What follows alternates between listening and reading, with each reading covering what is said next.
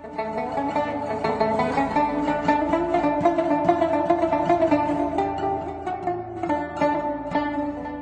batalkan puasa ada 9, ringan saja, singkat, cepat karena waktu sudah malam. Yang pertama adalah memasukkan sesuatu ke lubang mulut.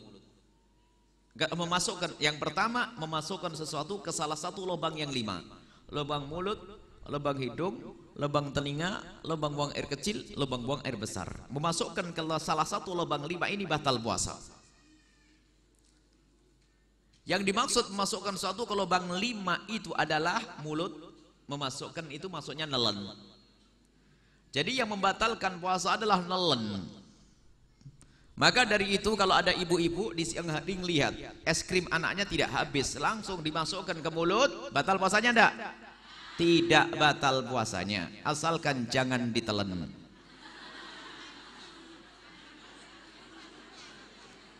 Biarpun nggak lupa bu, nggak batal puasanya masukkan es krim. Kok lupa? Nggak pakai lupa ini, saya sengaja masukkan es krim ke mulut, batal enggak? Tidak batal, asalkan jangan ditelan, masih batal lagi ini. Masukkan permen ke dalam mulut, batal enggak? Masih ada ngomong batal ini. Tidak batal, asalkan jangan ditelan, susah ini. Hah? Jangan ditelan pokoknya, biarpun enggak lupa ini, apalagi lu enggak lupa sengaja ini es krim anak saya, wah enak bener, dimasukkan ke mulut, batal enggak? Tidak, masih batal lagi. Masa belajar 4 kali masih salah ini, masuk SLB nanti. Tidak batal asalkan jangan. Jelas ya. Nah ini masih bingung ibu. Nah. Kalau ngaji yang benar, makanya ngaji itu benar, bukan ngaji hanya nguping tok hilang nih. Haji itu faham. Jadi yang menjadikan batal itu ditelan. Banyak pertanyaan, bagaimana Buya? Ini pernah kita dokter-dokter, ada dokter gigi bertanya, Buya gimana hukumnya mencabut gigi di siang hari bulan Ramadan? Ini sudah ngaji tadi baru saya nerangkan, lihat. Mencabut gigi di bulan Ramadan tidak membatalkan puasa asalkan giginya jangan enak aja. Nanti ada di pojok bertanya, Buya gimana hukumnya sikat gigi di siang hari bulan Ramadan? Nah ini nggak paham lagi. Batal enggak? Asalkan sikatnya jangan susah. Nih belajar tuh nggak boleh susah. Pakai odol Buya, sama pakai odol, asalkan odolnya kurang jelas atau enggak? Kenapa kita yakin begini? Ada pertanyaan ibu-ibu suatu ketika pakai kerudung. Lupa gigit jarum pentol. Lalu Buya gimana hukum yang gigit jarum pentol? Ajib, memang orang jarang ngaji jadi semuanya jadi bingung. Ibu jarumnya ditelan enggak? Enggak Buya, ya enggak ya sudah. Oh enggak ditelan kok susah. Kalau masalah makruh mah iya. Masih belum enggak, kadang-kadang ada yang ragu-ragu ini. Kok gitu Buya itu ya? Ini ada nih kok aneh. Sekarang kita kumur dalam wudhu batal enggak? Tidak, bahkan sun. Tapi tetap syaratnya jangan Nah, lihat kumur lah, baru gamblang nih. Oh iya, kumur nggak batal. Kalau ekstrim tadi kok Buya kok ekstrim bener ngurusnya ekstrim. Kok kejem bener Buya itu ngatakan nggak batal. Karena kalau sudah ketemu, oh ya berkumur tetap sun, baru sadar iya. Ibu kumur batal nggak wudhunya, puasanya? Maka ibu tetap kalau puasa tetap kumur adalah sunnah. Berkumur dalam puasa tetap sunnah, baik sebelum tergelincir matahari atau setelah tergelincir. Pokoknya kumur asalkan jangan ditelan. Nah kemudian kalau sudah dibuang, maka biarpun ada dingin-dinginnya di dalam mulut itu tidak membatalkan, itu dimaafkan. Sebab namanya air pasti meninggalkan bekas dingin. Jadi nggak usah kena was-was sambil ngeludah, nggak enak sama tetangganya nanti. Kalau sudah dibuang, pokoknya kalau kita berkumur, kemudian sudah kita buang 100%, itu tidak membahayakan, nggak apa-apa. Kalau ada dingin-dingin dimaafkan. Tapi kalau bapak ibu curang, buang kumurnya itu ada yang ditahan sedikit, batal. Jelas dulu? Apalagi pertanyaannya nanti? Ada lagi tanya, ibu ya gimana hukumnya nyicipin masakan? Biarpun 1 baskom tidak batal. Asalkan jangan ditelan. Sebab ada yang salah paham, atau ustadz dari mana? Buya katanya kalau nyicipin sedikit nggak batal ya. Ditelan nggak? Ditelan. Ditelan batal biarpun sedikit. Jadi nyicipin biarpun sedikit, ditelan tetap tapi nyicipin banyak satu baskom tetap tidak batal asalkan jangan sudah. Pokoknya belajar fikih itu nggak boleh setengah paham. Nanti kalau ada tanya aneh-aneh di rotan. Nah, sudah jelas ya. Baik. Kemudian yang kedua, nah setelah paham begini Bu nggak boleh tidur. Pulang ke rumah, anak-anakku memasukkan satu ke mulut tidak batal puasa asalkan tidak ditelan. Anaknya senang. Tiba-tiba anaknya tanya, Mama, Umi, Abah, kalau nelen ludah gimana? Nah, bingung kan? Karena kalau ngaji sempurna, jangan putus-putus. Makanya kalau lagi ngaji begini nggak usah tolah-toleh. Makanya Bu, saya tuh kalau ngajar fikih nggak pakai buku, nggak boleh megang buku. Nanti saya nerangkan dia ngelihat buku. Saya ada bukunya itu, tapi nggak boleh dilihat. Sekarang nggak usah ngelihat buku saya itu. Disimpan bukunya, matanya ke sini. Kalau ada ibu noleh sebentar ngomong sama temannya itu ketinggalan, nanti aneh. Ngadepnya ke sini semuanya. Nggak usah tolah-toleh. Kalau tolah-toleh nanti ketinggalan, tanya lagi. Nanyanya nanti kalau sudah tutup majelis baru tanya. Nelen ludah gimana hukumnya? Bingung kan? Karena tadi nolah-noleh. Ditanya anaknya, nelen ludah gimana hukumnya, Ma? Nelen ludah. Nelen, tadi katanya nelen batal. Terus gimana ini nelen? Nah, kan? Tanya ustadz sebelah ustadz, nelen ludah gimana hukumnya? Katanya ustadz, kayaknya enggak batal. Ustadz yang ngantuk juga ini. Aco ini. Nelen ludah tidak membatalkan puasa, asalkan memenuhi 3 syarat. Tiga-tiganya. Yang pertama adalah asalkan itu ludahnya sendiri. Udah usah heran. Kenapa? Nggak usah heran. Ini para ulama membahas loh ya. Ini jangan dianggap heran dan bukan urusan jijik. Kalau jijik, kalau mengambil ludah di pinggir jalan mah jijik. Akan tapi ini adalah kehidupan orang indah, orang mesra, orang baik. Akan kebayang. Mungkin suami istri ciuman, tertukar ludahnya. Ya kan? Kebayang. Oh mau bayangin ludah kebuang di pinggir jalan diambil, jorok bener nih orang. Sampai pada ketawa semuanya ini. Ketahuilah ada ulama bahas tuh ada kalau ludahnya orang batal. Kalau ludah sendiri ya, jadi yang pertama adalah asalkan ludah sendiri tidak batal. Jelas belum? Kalau tidak jelas, nggak tahu diapain. Ulangi lagi Bu.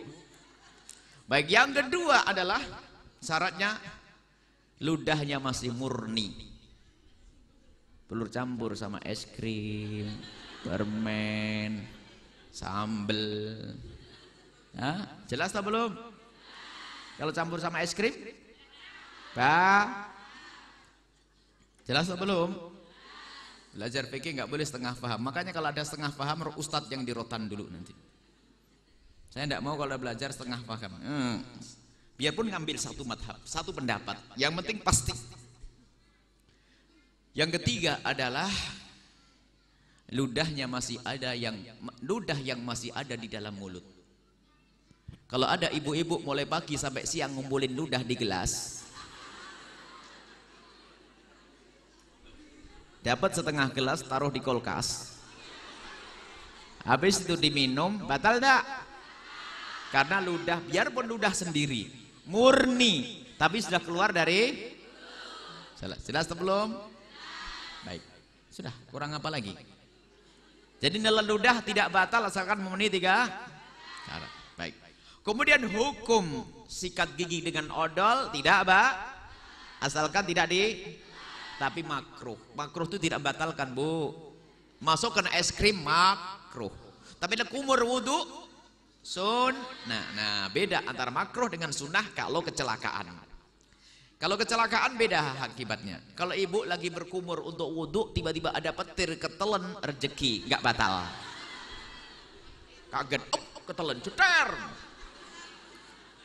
Sehingga nanti kalau mau kumur lagi, kapan ada petir lagi?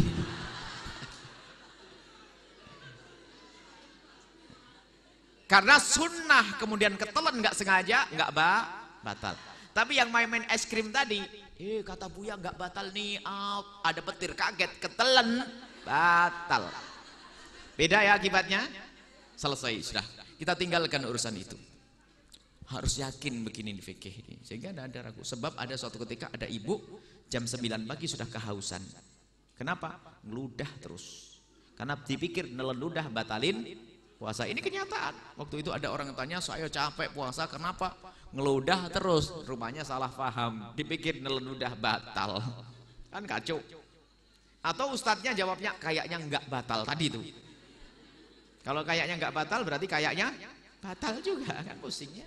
Baik, kedua adalah masukkan suatu ke lubang hidung. Memasukkan suatu ke lubang hidung membatalkan puasa. Nah ini kalau ngaji kalau nggak sempurna pusing nanti. Bisa sampai di rumah ngamuk-ngamuk sama suami. Pengajian tidak enak. Loh kenapa mak? Hobi saya tak tersalurkan. Mama hobinya apa? Rupanya salah paham. Ini bu sering ada pertanyaan saya itu. Di televisi, di ini sering pertanyaan. Itu hukum ngupil bagaimana? Ya Allah, kalau orang nggak ngaji memang susah. Tapi kalau sudah ngaji begini nggak boleh pusing. Yang dimaksud membatalkan puasa adalah memasukkan suatu ke lubang hidung bagian atas yang jika itu air yang kita masukkan akan terasa gerak panas tuh. Pernah ya? Panas atas, bagian atas. Jadi kalau bagian bawah tidak. Berarti kabar gembira bagi yang biasa ngupil, ternyata ngupil tidak membatalkan puasa. Jelas? Ini pertanyaan fikih jelas. Tidak membatalkan puasa asalkan ngupilnya wajar dan normal. Kalau ngupil sampai atas begini, Pak, batal. Selesai. Kuping. Memasukkan satu ke lubang telinga hukumnya membatalkan puasa jika lubang bagian dalam. Mana ini disebut bagian dalam? Yang dimaksud bagian dalam telinga adalah yang tidak bisa dijangkau oleh jemari. Kalau masih dijangkau jemari ini masih luar. Jadi kalau kita tekan sekuat apapun ini dianggap luar. Tapi kalau pakai korok kuping, ini menurut madhab Imam Syafi'i yang dikukuhkan. Madhab Syafi'i yang kedua diikuti Imam Ghazali tidak. Kalau dalam mendesak ada ini apa sakit, dimasukkan insya Allah lah. Ikut pendapat yang tidak batal. Cuman dalam keadaan normal jangan memasukkan sesuatu ke lubang telinga. Mohon maaf ya. Kemudian selanjutnya yang pertama yang bagian yang tidak boleh dimasuki, yang keempat adalah lubang depan. Lubang depan buang air. Kalau ada seorang laki-laki meneteskan sesuatu ke lubang kemaluannya, batal puasanya. Seorang wanita memasukkan kapsul obat, batal. Termasuk seorang wanita, mohon maaf ini majelis mulia bukan majelis. Kalau tertawa tidak jorok nggak ada masalah, tadi ada tertawa semuanya. Tapi kalau sudah tertawa jorok ditahan, tidak boleh karena majelis Nabi harus tetap mulia. Tertawa jorok, kotor.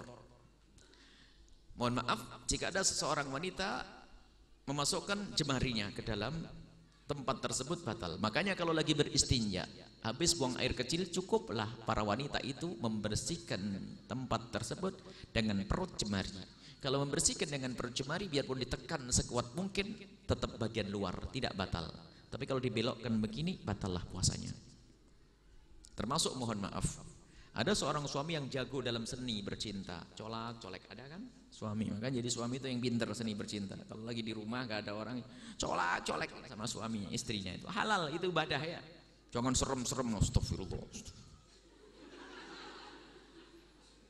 Kalau sudah sama istri di rumah tuh yang enak, yang asik gitu loh ya, colak-colek, cubit-cubitan, ya apa-apa.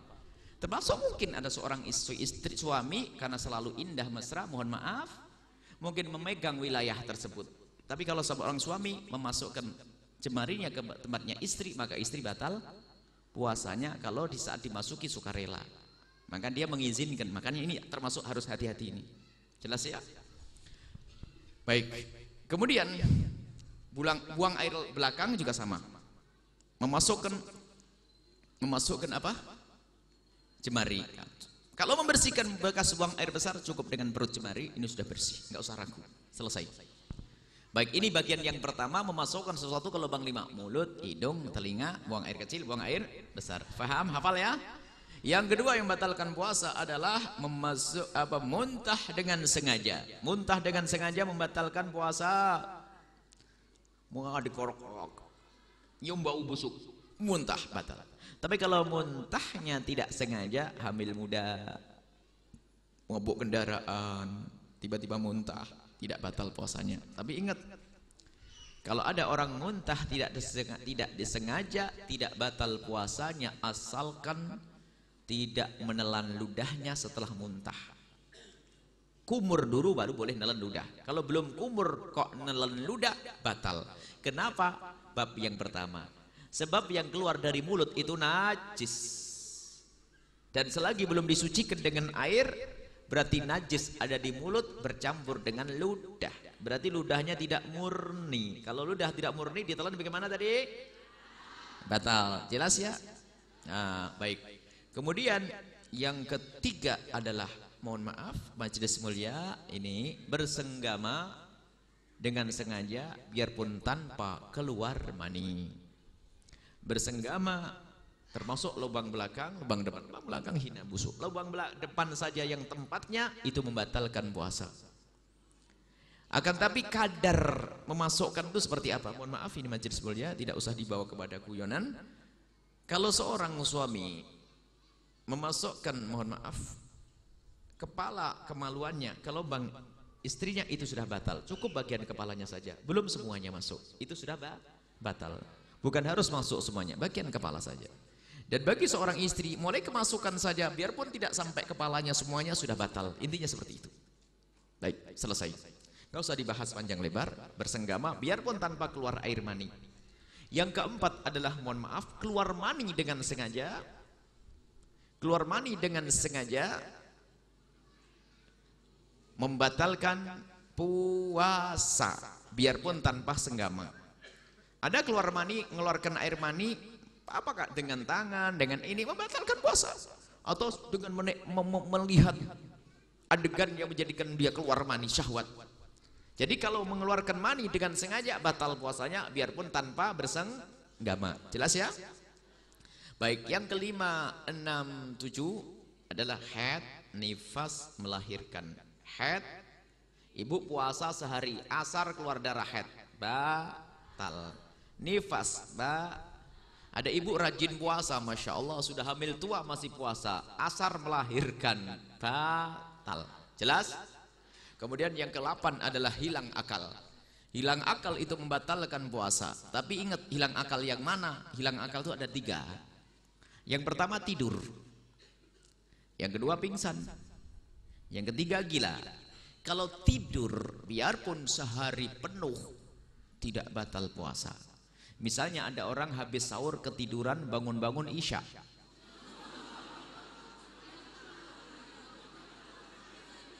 maka puasanya tidak batal, tetap sah puasanya. Karena apa? Tidur biarpun disebut hilang akal tidak membatalkan puasa. Yang kedua adalah pingsan.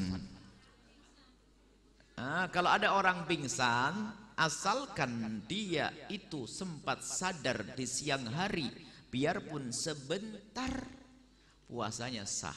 Contoh, habis sahur pingsan, bangun-bangun jam 12 siang, ngelihat matahari kaget pingsan lagi, sampai isya, puasanya sah tidak? Sah, karena sempat sadar biarpun sebentar. Enak ya? Paham ya? Ini harus paham, Bu. Aduh, Pak, paham Bapak? Nggak ada salah nggak paham. Paham. Kemudian ya, pingsan. Asalkan sempat sadar sebentar, maka sah puasanya. Yang ketiga adalah gila. Gila. Gila itu bukan gila duit. Gila itu hilang, gila lah. Sudah orang tahu gila, dan orang mengatakan gila nggak harus punya pengalaman. Pengalaman gila ceritanya. Ya, ada yang gila pernah? Ada. Gila. Jadi orang gila itu batal puasa. Biarpun gilanya sebentar, lagi ngobrol begini gila, batal puasanya. Selesai? Baik. Kemudian yang ke-9 adalah murtad, keluar dari iman, mengatakan Nabi Muhammad bukan Nabi, Nabi Muhammad tidak bisa masuk surga, Nabi Muhammad ahli neraka, mengatakan begitu, murtad langsung.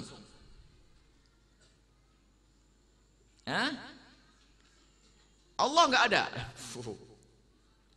sholat tidak wajib, wah ini, puasa Ramadan nggak wajib, ini adalah murtad, batal puasa. Kita ulang dari atas.